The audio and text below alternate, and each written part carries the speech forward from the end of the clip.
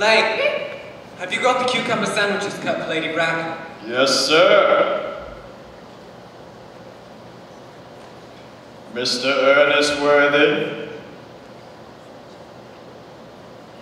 How are you, my dear Ernest? What brings you up to town? Oh, pleasure, pleasure. I should bring one anywhere. Where have you been since last Thursday? In the country. What on earth do you do there? When one is in town, one amuses oneself. When one is in the country, one amuses other people. It's excessively boring. Why all these cups? Why cucumber sandwiches? Who's coming to tea? Oh, merely Aunt Augusta and Gwendolen. How perfectly delightful. Yes, that is all very well, but I'm afraid Aunt Augusta won't quite approve of your being here. May I ask why? My dear fellow, the way you flirt with Gwendolen is perfectly disgraceful. It's almost as bad as the way Gwendolen flirts with you. I'm in love with Gwendolen. I've come up to town expressly to propose to her. I thought you had come for pleasure. I call that business. Please don't touch the cucumber sandwiches. They're ordered specially for Aunt Augusta. But you've been eating them all the time. That's quite a different matter. She is my aunt.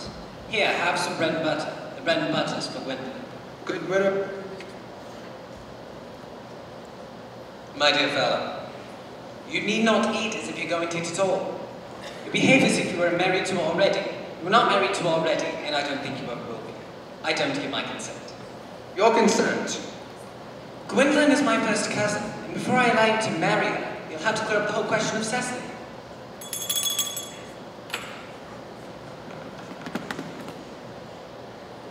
Bring me the cigarette case Mr. Worthing left in the smoke room the last time he dined here. Yes, sir. You mean to say you've had my cigarette case all this time? Oh, so goodness you let me know. I very nearly offered a large reward. Well, I wish you would offer one. I happen to be more than usually hard up. There's no good now offering a large reward now the thing is found.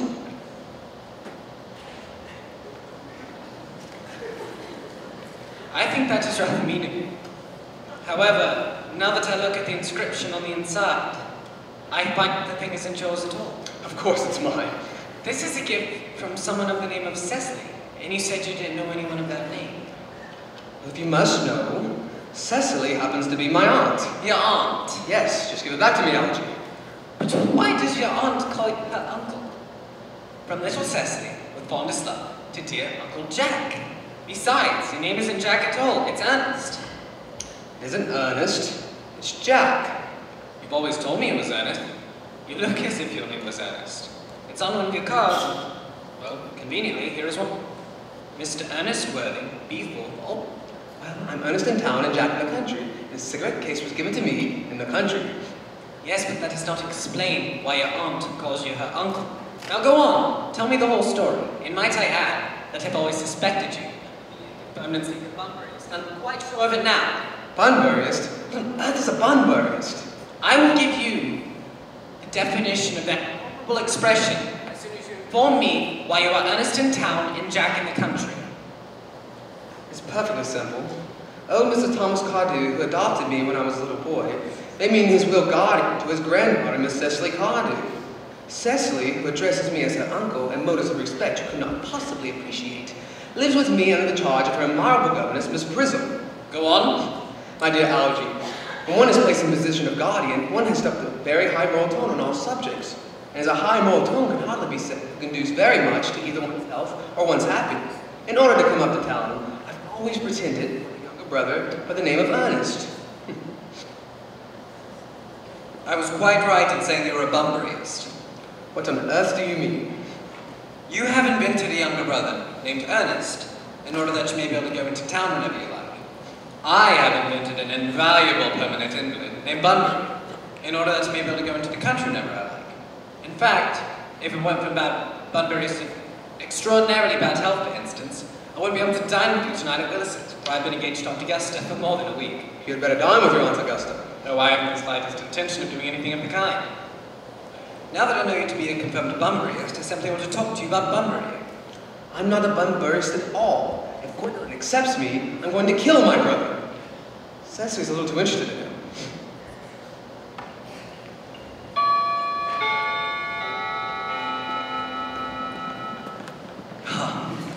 It must be Aunt Augusta. Now, if I get out of the way for 10 minutes, then she may propose to Gwendolen. May I dine with you tonight at Willis's? I suppose so. Lady Bracknell and Miss Fairfax. Sorry if we're a little late, Algernon, but I was obliged to call on dear Lady Horbury. Now, I'll have a cup of tea and one of those nice cucumber sandwiches you promised me. Certainly, Aunt Augusta. Lane! Why are the new cucumber sandwiches? I ordered them specially. There were no cucumbers in the markets this morning, sir. No cucumbers? No, sir.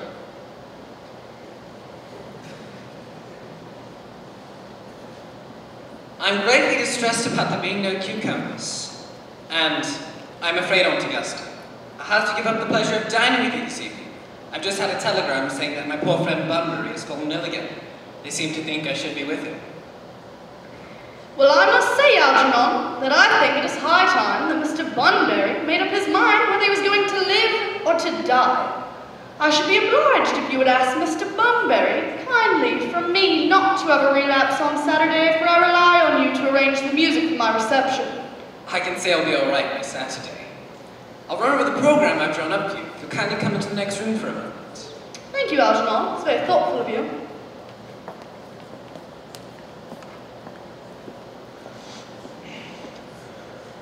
Miss Fairfax.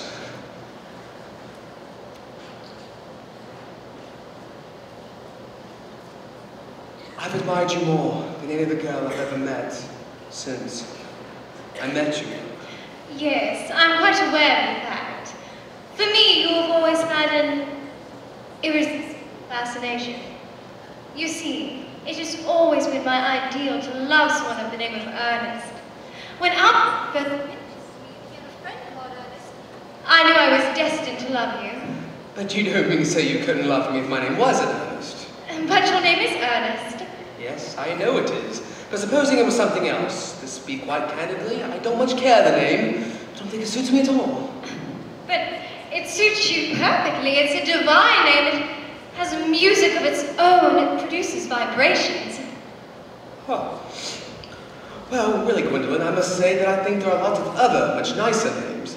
I think Jack, for instance. It's a charming name. Jack.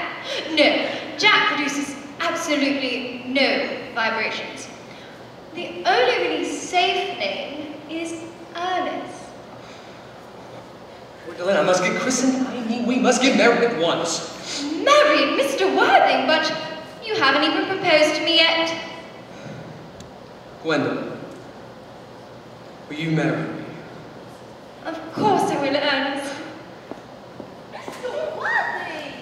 Rise, sir, from this semi-recumbent posture. It is most indecorous. Mamma, I'm engaged to be married to Mr. Worthing. Pardon me, you are not engaged to be married to anyone. When you do become engaged to someone, I will inform you of the fact. Now, I have a few questions to put to you, Mr. Worthing. While I'm making these inquiries, you, Gwendolen, will wait for me below in the carriage. Mamma! In the carriage, Gwendolen? My dear Mr. Worthing, I feel bound to tell you, you are not down on my list of eligible young men. However, I am prepared to enter your name should your answers be what a truly affectionate mother requires. Now then, do you smoke? Yes, I must admit I smoke. I'm glad to hear it. A man should always have an occupation of some kind. There are far too many idle men in London as it is. How old are you? 29. What is your income? Between 7,000 and 8,000 a year. That is satisfactory. Now on to minor matters. Are your parents living? I'm afraid I really don't know. The fact is, Lady Bracknell, I don't know who I am by birth. I was found. Found? Yes. You see, the late Mr. Thomas Cardew, very charitable and kind man, found me and gave me the name of Worthing, because he happened to have a first-class ticket for Worthing in his pocket at the time. Where did this charitable gentleman find you? In a handbag. In a handbag? Yes, Lady Bracknell. Where did this Mr. Thomas Cardew happen across this handbag? In the cloakroom in Victoria Station. It was given to him in mistake for his own. In the cloakroom at Victoria Station. Mr. Worthing, I feel bound to tell you I'm a bit bewildered by what you have just told me. Then what would you advise me to do? I would strongly advise you, Mr. Worthing, to try and acquire some relations as soon as possible. I don't see how I could possibly manage to do that. I could produce the handbag at any moment. It is in my dressing room at home. I really think that should satisfy you, Lady Bracknell. Me? Sir, you can hardly imagine that I and Lord Bracknell would allow our only daughter to marry into a cloakroom and form an alliance with a parcel. Good morning, Mr. Worthing. Good morning. It's go off all right, old boy. You don't mean to say Gwendolen refused you? As far as Gwendolen's concerned, we are engaged, but her mother is perfectly unbearable. Did you tell Gwendolen about your being Earnest in town, Jack in the country? The truth isn't quite the sort of thing one tells to a nice, sweet, refined girl. What about your brother Earnest? By the end of the week, he'll be dead. I'll say he died in Paris of a severe chill. But I thought you said Miss Cardew was a little too fond of your brother Earnest. Won't you feel it a great deal? That's all right. Cecily's not a silly romantic girl, I'm glad to say. I would rather like to meet Cecily. You never do. She's excessively pretty and only just 18. Well, have you told Gwendolen that you have an excessively pretty ward who's only just 18? One doesn't blunt those things.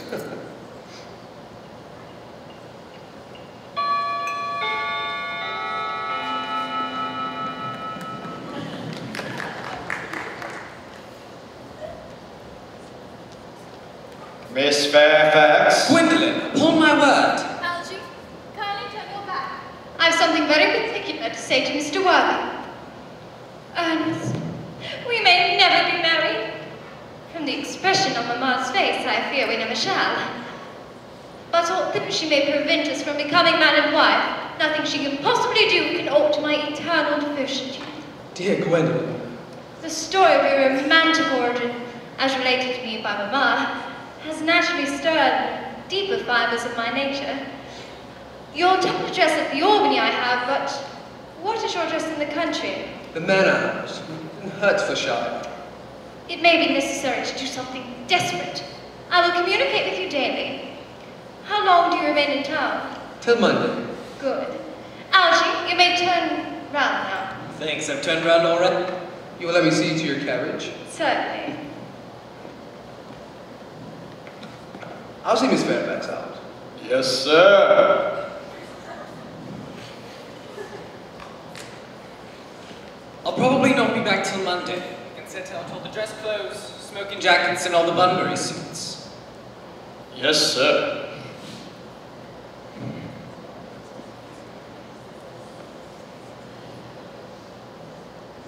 What are you so amused at? Oh, I'm just a little anxious about poor Bunbury. If you don't take care, your friend Bunbury is going to get you to a serious scrape one day. My dear fellow, I love scrapes.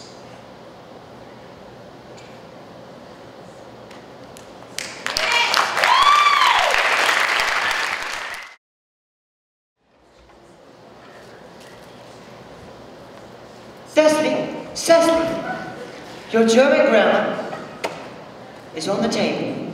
Pray open at page 15. You know how anxious your guardian is to prove yourself. Dear Uncle Jack is so very serious. Sometimes he is so serious I think he cannot be quite well. Cecily, I am surprised at you. Mr. Worthing's had many troubles in his life. You must remember his constant anxiety about that young man and his brother. I wish Uncle Jack would allow that unfortunate young man and his brother to come down here sometime. Might have good influence over him, Miss Prism. You must put away your diary, dear Cecily. I don't even see why you should keep a diary at all. I keep a diary in order to enter all the wonderful secrets of my life. If I didn't write them down, I should probably forget all about them. Memory, my dear Cecily, is the diary we carry about with us. Yes, but it usually chronicles the things that have never happened and couldn't possibly have happened. I believe that memory is responsible for nearly all the 3-volume novels that Moody sends us. Do not speak slightly of the 3-volume novels, Cecily. I wrote one myself in my earlier days. See Dr. Chasuble coming up in the garden? Oh, Dr. Chasuble, it's indeed a pleasure. And how are we this morning? Miss Prism, you are, I trust, well. Miss Prism has just been complaining of a slight headache. I think it would do her so much good to have a short stroll with you in the park, Dr. Chasuble. With pleasure, Miss Prism, pleasure. Cecily, you're rejoined. Political economy, my absence. Horrid political economy, horrid geography, horrid German. Earnest Worthing has just driven over from the station, miss. Mr. Ernest Worthing, B4, the Albany. Uncle Jack's brother. Yes, miss. He was quite anxious to speak to you. Privately for a moment. Ask Mr. Worthing to come out here. Yes, miss. I have never met any really wicked person before. I feel rather frightened. I'm so afraid he looked like everyone else. He does. You're my little cousin Cecily, I'm sure. You, I see from your card, are Uncle Jack's brother, my wicked cousin Ernest. Oh, I'm not wicked. You mustn't think I'm... If you are not, then you have certainly been deceiving us all in a very inexcusable manner. I hope you are not leading a double life, pretending to be wicked and being really good all the time. That would be hypocrisy. Well, I have been rather reckless. Glad to hear it. In fact, I've been very bad in my own small way. Cecily, you're the prettiest girl I ever saw. I don't think it would be right for you to talk to me like that. Miss Prism says all good looks are a snare. They're a snare that every sensible man would like to be caught up in. Are too much alone, dear Dr. Chasuble. You should get married. By persistently remaining single, a man converts himself into a permanent public temptation. Ah, Mr. Worthing, this is indeed a surprise. We did not expect you until Sunday afternoon. Dear Mr. Worthing, I trust this garb of woe does not betoken some terrible calamity. My brother. Ah, still leading his life of pleasure. Dead. He died abroad in Paris, in fact. I had a telegram last night from the manager of the Grand Hotel. You would no doubt wish me to make some slight allusion to this tragic domestic affliction. My sermon on the meaning of the man in the wilderness is adaptable to almost any occasion. In fact, I have preached it at harvest celebrations, confirmation, funerals, birthday parties, christenings. You mentioned christenings. I suppose you know how to christen all right. Is there any particular infant in whom you are interested? It's not for any charter, Doctor. The fact is, I would like to be christened myself this afternoon if you have nothing better to do. But surely, Mr. Worthing, you have been christened already. I don't remember anything about it. Of course, if you think I'm a little too old now. Not at all. The sprinkling of adults is a perfectly canonical practice. Now, Mr. Worthing, I will no longer intrude into a house of sorrow. Uncle Jack! I'm so pleased to see you back. What horrid clothes you've got on. What is the matter, Uncle Jack? Oh, do look happy. I've got such a surprise for you. Who do you think's in the dining room? Your brother. Who? Your brother Ernest. He arrived about half an hour ago. I'll tell him to come out. These very joyful tidings. Indeed.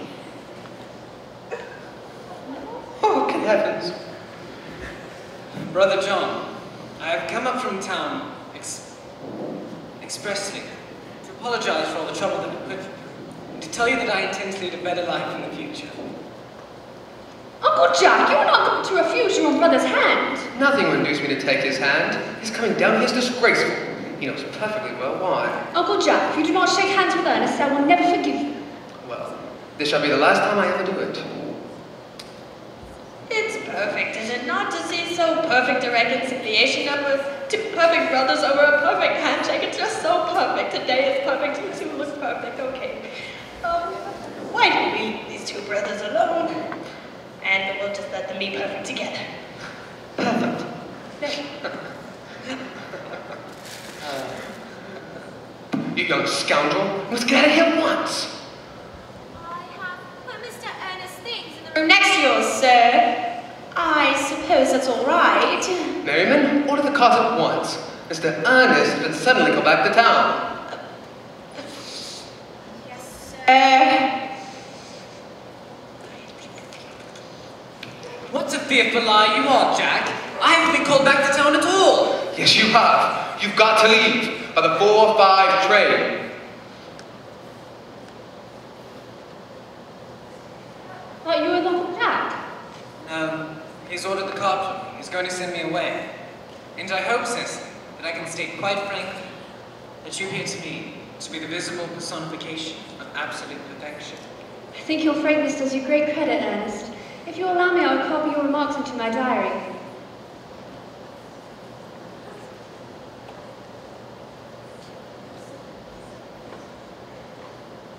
I delight in taking from dictation. I have reached absolute perfection. You can go on. I'm quite ready for more. Cecily, ever since I laid eyes on your wonderful and incomparable beauty, I have dared to love you wildly, passionately, devotedly, hopelessly. The cart is waiting, sir. Tell it to come round next week at the same hour. Yes, sir. Uncle Jack would be very much annoyed if he knew you were staying on till next week. Oh, I don't care about Jack. I don't care about anyone. I don't care for anybody in the whole world but you. I love you, Cecily. You will marry me, won't you? You silly boy, of course. Why, we've been engaged for the last 3 months. How? But how? Well, ever since dear Uncle Jack first confessed to us that he had a younger brother who was very wicked and bad, you of course formed the chief topic of conversation between myself and Miss Prism. I dare say it was foolish of me, but I fell in love with you, Ernest. Darling. And when was the engagement actually settled? On the 14th of February. Worn out by your entire ignorance of my existence, I determined to end the matter one way or the other, and after a long struggle with myself, I accepted you. The next day, I got the in your name. What a perfect angel you are. You dear romantic boy. You'll never break off our engagement, will you? I don't think I could ever break it off. Besides just the question of your name. Yes, of course. You mustn't laugh at me, darling, but it has always been a girlish dream of mine to love someone whose name was Earnest. Do you mean to say that you could not love me if I had any other name? But what name? Oh, you know, any name.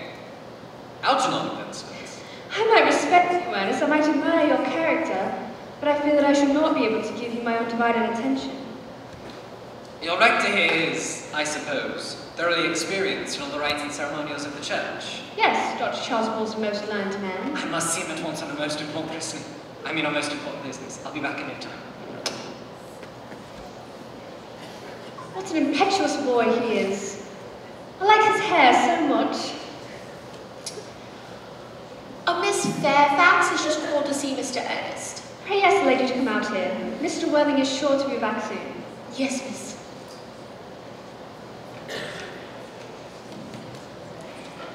Miss Fairfax. Pray let me introduce myself to you. My name is Cecily Cardew. Cecily Cardew, what a very sweet name. Something tells me that we are going to be great friends. You are here on a short visit, I suppose. Oh, no, I live here. Really? Your mother, no doubt, or some female relative of advanced years resides here also. No, I have no mother, nor in fact any relations. Indeed. My dear guardian, with the assistance of Miss Prism, has the arduous task of looking after me. Your guardian? Yes, I'm Mr. Worthing's ward. Oh, it is strange he never mentioned to me that he had a ward. How secretive of him. I'm very fond of you, Cecily. I have liked you ever since I met you, but I'm bound to state, now that I know that you are Ernest's ward, I cannot help expressing wish you were, well, just a little older than you seem to be, and not quite so very alluring in appearance. I beg your pardon, did you say Ernest? Yes. Oh, but it is not Mr. Ernest Worthing who is my guardian. This is Algernon. Ernest never mentioned to me that he had a brother. I'm sorry to say they have not been on good terms for a long time. That accounts for it. Cecily, you have lifted a load from my Of course, you are quite sure it is not Mr. Ernest Worthing who is your guardian. Quite sure. In fact, I'm going to be his. I beg your pardon. Mr. Ernest Worthing and I are engaged to be married. My darling Cecily, I feel there must be some slight error. Mr. Ernest Worthing is engaged to me. I'm afraid you're under some misconception. Ernest proposed to me exactly 2 minutes ago. Well, it is certainly very curious, for he asked me to be his wife yesterday afternoon at 5:30. I am so sorry, Cecily, if it is any disappointment to you, but I'm afraid that I have the prior claim. I feel bound to point out that since Ernest proposed to you, he clearly has changed his mind. Ernest, my own Ernest. Gwendolen, darling.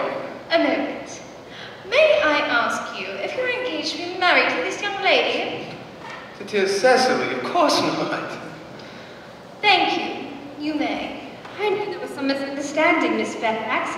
The gentleman who was present round your waist is my guardian, Mr. John Worthing. I beg your pardon? This is Uncle Jack. Jack? Oh. Here is Ernest. My own love. A moment, Ernest. May I ask you, are you engaged to be married to this young lady? To what young lady? Gwendolen, of course not. Thank you. I felt there was some slight error, Miss Cardew. The gentleman who is currently embracing you is my cousin, Mr. Algernon Moncrief. Algernon Moncrief? Oh, are you called Algernon? I cannot deny it. It should be really John. I could deny it if I liked, but it's certainly John. A gross deception has been practiced on both of us. My poor wounded Cecily. My sweet, wronged Gwendolen. Mr. Worthing, there's just one question I would like to be permitted to put to you. Where is your brother Ernest? We are both engaged to be married to your brother Ernest, so it is a matter of some importance to us to know where your brother Ernest is at present. Gwendolen, Cecily, I have no brother Ernest. I have no brother at all. No brother at all? None. Well, I'm afraid it is quite clear, Cecily, that neither of us is engaged to be married to anyone. Mr. Moncrief, kindly answer me the following question. Why did you pretend to be my guardian's brother? In order that I may have the opportunity of meeting you. Mr. Worthing, what explanation can you offer to me for pretending to have a brother? Was it in order that you might have the opportunity of coming up to town as often as possible and to see me? Can you doubt it, Miss Fairfax? Their explanations appear to be quite satisfactory. Don't you agree? Yes. Then you think we should forgive them? Yes. I mean, no. True, I had forgotten.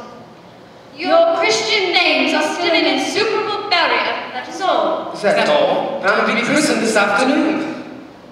For me, you are prepared to do this terrible thing? I am. For me, ready to face this fearful ordeal. I am. Darling. Gwendolen! What does this mean? Lady Bracknell. Merely that I'm engaged to be married to Mr. Worthing, Mamma. You are nothing of the kind. Algernon, Yes, Aunt Augusta. may I ask if it is in this house that your invalid friend, Mr. Bunbury, resides? Oh, no. Bunbury doesn't live here. In fact, Bunbury is dead. Dead?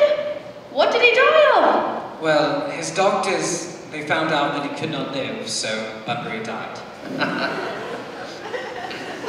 He seemed to have had great confidence in the opinion of his physicians. Now that we've finally gotten rid of this Mr. Bunbury, may I ask, Mr. Worthing, is this young person whose hand my nephew Algernon is now holding in what seems to me a most peculiarly unnecessary manner? That lady is Miss Cecily Cardew, my ward. I am engaged to Cecily, Aunt Augusta. I beg your pardon? Mr. Moncrief and I are engaged to be married, Lady Bracknell. I think some preliminary inquiry on my part would not be out of place. Mr. Worthing, may I ask if Miss Cardew is at all connected with any of the larger railway stations in London? Miss Cardew is the grandchild of the late Mr. Thomas Cardew. That sounds satisfactory. However, the time approaches for our departure. We have a moment to lose, Gwendolen. As a matter of form, though, Mr. Worthing, I must ask if Miss Cardew has any fortune? Oh, just £130,000. That is all. So happy to have seen you. Goodbye. A moment, Mr. Worthing. £130,000. Well, Miss Cardew here seems a most attractive young lady, now that I look at her. Step over here, dear. Kindly turn around, sweet child. Yes, quite as I expected. There are distinct social possibilities in your profile. I suppose I must give my consent.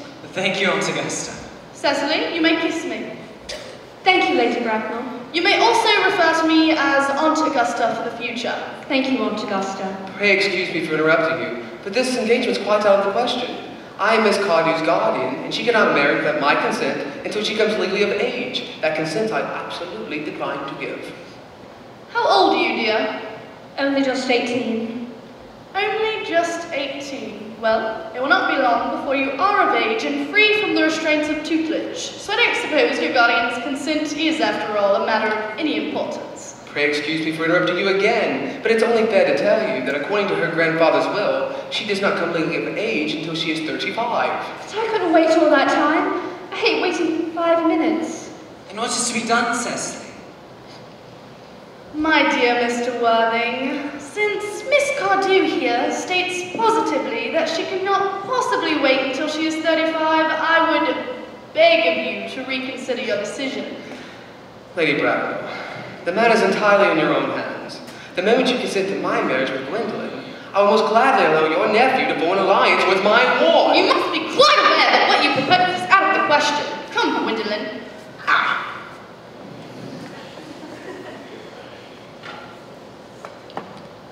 Everything is quite ready for the christening. The christenings? Sir, is that not somewhat premature? Both of these gentlemen have expressed a desire for immediate baptism. I don't think that, as things are now, it would be very practical to either of us, Dr. Chasuble. I am glad to hear such sentiments from you, dear Mr. Worthing. And seeing as your present movements, one very secular, I should probably return to the church. Indeed, the pew opener has informed me that for the last hour and a half, Miss Prism has been waiting for me there in the vestry. Miss Prism? Did I hear you mention a Miss Prism? Yes, Lady Bracknell. Pray, allow me to detain you for a moment. Is this Miss Prism a female of repellent aspect, remotely connected with education? She is the most cultivated of ladies and the very picture of respectability. Oh, it's quite obviously the same person. Let her be sent for. I must see her at once. She approaches. She is not. I was told to expect you in the vestry, dear Canon. I've been waiting for you there an hour and 3/4. Prism? Get over here, Prism. Yes, ma'am. Prism, where is that baby? 28 years ago, Prism, you left Lord Bracknell's house in charge of a bassinet that contained a baby of the male sex. Yes, but And you never returned. A few weeks later, the police found the abandoned bassinet containing a manuscript of a 3-volume novel of unusually revolting sentimentality. Yes. However, the baby was not there. Prism, where is that baby? Lady Bracknell, I am ashamed that I do not know. On the morning of the day you mentioned, I prepared to take the baby out of the bassinet. I had also with me a large but capacious handbag, in which contained a 3-volume novel which I had written during my few unoccupied hours. In a moment of mental abstraction, I took the baby out of its bassinet and placed it in the handbag. But where did you deposit the handbag? I left it in a cloakroom in one of the larger railway stations of London. What railway station? Victoria. I must retire to our room for a moment. Gwendolen, wait for me.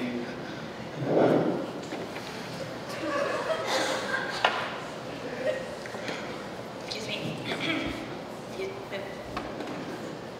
Lady Bracknell. do you think this means? I dare not even suspect, Dr. Chasuble. Is this the handbag, Miss Prism? Examine it carefully. The happiness of more than one person relies on your answer. Yes, yes, it seems to be mine. Look. Here are my initials sewn to the side. Oh, I'm so happy to have it unexpectedly restored to me. More has been restored to you than the handbag. I was the baby you placed in it. You? Yes, Mama. Mr. Worthing, there appears to be some error. There is the woman who can tell you who you really are. Lady Bracknell, I hate to seem inquisitive, but could you kindly inform me who I am? Well, I'm afraid that the news I have to give you will not altogether please you. You are the son of my poor sister, Miss Moncrief, and consequently, Algernon's elder brother. Algy's elder brother? They have a brother after all. My own! But what are you? What is your Christian name now that you've become someone else? Good heavens, I'd quite forgotten that point. This better be resolved at once. Aunt Augusta, what name was I given? Ah, being son, you were naturally christened after your father. Yes, but what was my father's Christian name? I cannot at the present moment recall what the general's Christian name was, but I have no doubt that he had one. Algy, can you recollect what your father's Christian name was? No, my dear boy. He died before I was a year old. His name would appear in the army list of the period, I suppose, Aunt Augusta. Sir, Lane. I have your archives of 40 years and lists of names in my hand, sir. Right here, in front of your eyes. Thank you, Lane. Lane. What a coincidence. All right. And generals. Marlowe, Nigsby, Moncrief. General 1869. Christian names. Ernest John. I always told you my name was Ernest, didn't I? Well, it really is. Ernest, my own Ernest. I felt from the first you could have no other name. My own. Cecily at last. Gwendolen at last. My nephew, you seem to be displaying signs of triviality. On the contrary, Aunt Augusta, for the first time in my life, I've realized the vital importance of being earnest. So, he's finally learned his lesson. We didn't see that coming. Have a good night, everyone.